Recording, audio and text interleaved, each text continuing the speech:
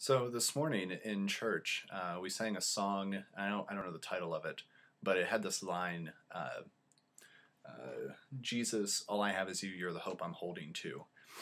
And it was just a really awesome worship time. I was really enjoying it, and that particular line reminded me of a video I saw a few weeks ago. It was a TED Talk by Mike Rowe, and he was talking about passion. Passion, something I've been doing a lot of thinking about lately. It's been changing, as I'm thinking about this and processing through things. It's something that's changed a lot of what I've been doing as I try to sort of figure out what I want to do in life and what my passion is. And a friend of mine, Ryan Burrell, sent me a link to this TED Talk because it was Mike Rowe talking about passion, especially in regards to work that you do. And he shared a story of a guy out on like a crab boat, like a crab. I mean, not really fishing, crabbing. I don't know what you call it.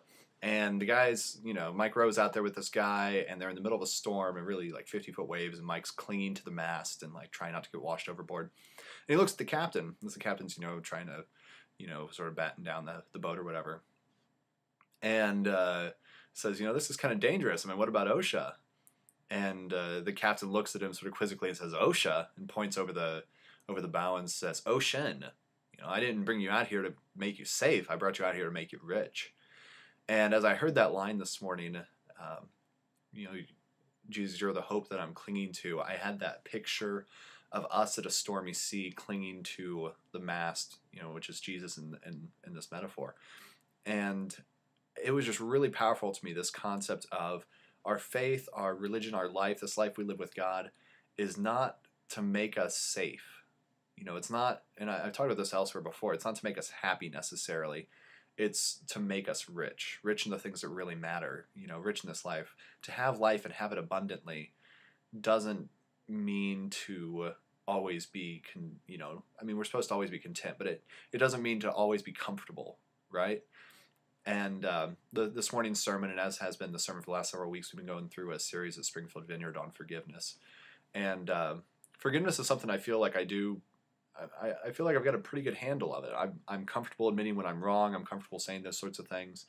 There have been several people over the course of my life that I know that I've wronged, particularly early on in college when I was just really struggling with a lot of things. I wasn't a very good friend to people.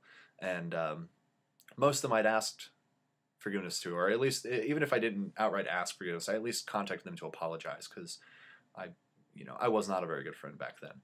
And there was still a couple left, and I've been going through the short list the last several months. This has been a process of over 2 years now, but going through the list, over the last several months of the last like 2 people that I really felt the need to apologize to, and this morning as we sang that, Jesus, you're the hope that I'm clinging to, I got this picture of the mast and the stormy seas, and it being just scary and uncomfortable and maybe even a little awkward. I knew that. It's something we have to do. Forgiveness is super important. And the way Tim put it at church as he was reading from Matthew 5, it was like, you need to forgive somebody. You don't even wait to make an offering. You don't wait to pray. You don't wait to do anything else. You get out and you do it. And so I was planning on like running out of church and doing that like immediately or right at the end of worship or something. I kept, sort of putting it off and finding ways to put it off. And as I was praying about it, towards the end, I was like, should I stay? Should I go home and do this? God put it to me as, this is not something that you do on your own. It's important to get out there and do it as quickly as possible. But he said, just be still, go up and pray with somebody about it because you're not on your own in this. And as we prayed and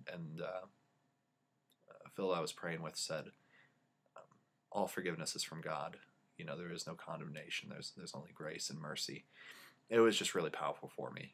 And I kept going back to this image of me on a ship in stormy seas, clinging to the mast, and God saying, I'm not here to make you safe.